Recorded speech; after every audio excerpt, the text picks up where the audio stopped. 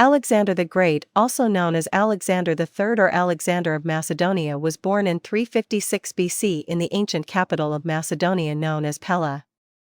Although he was born to King Philip II and his wife Olympias, some myths and legends indicate Zeus, the Greek god, as his real father. According to legend, on the night of her wedding, Olympias dreamt that her womb was struck by a thunderbolt and a huge serpent caressed her, making her believe it was Zeus that impregnated her.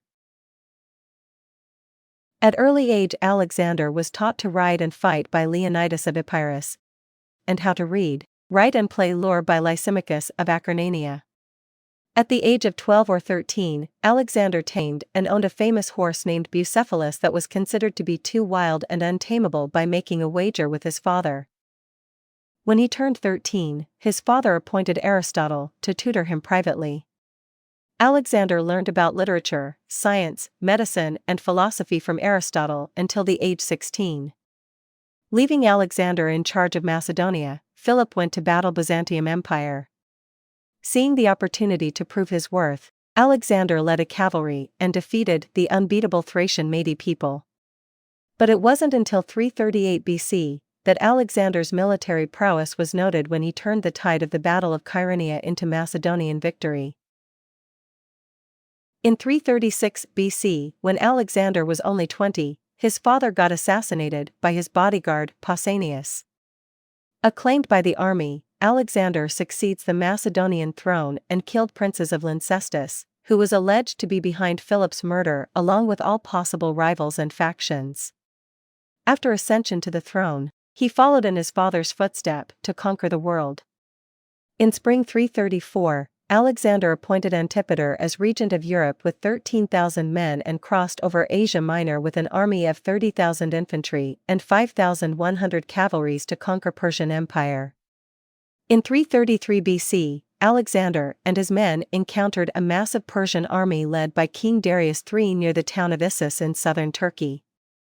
Although Persian army outnumbered Alexander's army, they were no match to Alexander's military strategy and experience. Alexander defeated Persian army and Darius fled with whatever troops he had. Then one after another he conquered Phoenician cities of Marathus and Aradus, and then the towns of Byblos and Sidon until he was denied entry to the island of Tyre. No matter what sorts of siegecraft Alexander used, the Tyrians resisted and thwarted Alexander's entry for 7 months. In the meantime, Alexander amassed a great fleet and breached Tyre in July 332 BC. For the defiance, thousands of the Tyrians were executed and the survivors were sold into slavery. Alexander advanced south until he was resisted again in Gaza. After enduring another lengthy siege of several weeks, he took the town and entered Egypt, where he was welcomed by the people. At Memphis, he sacrificed to Apis and was crowned the traditional double crown of the pharaohs. Then he founded the city of Alexandria and employed Egyptian governor. Alexander traveled to the oasis to consult the oracle of Ammon, where the priest gave him the traditional salutation of a pharaoh, and Alexander kept silent about what transpired at the oracle. After conquering Egypt, Alexander faced Darius again against a massive troop at Gaugamela in October 331 BC. After a fierce battle, Alexander defeated Darius's army, and Darius fled again. He then proclaimed himself as the king of Persia.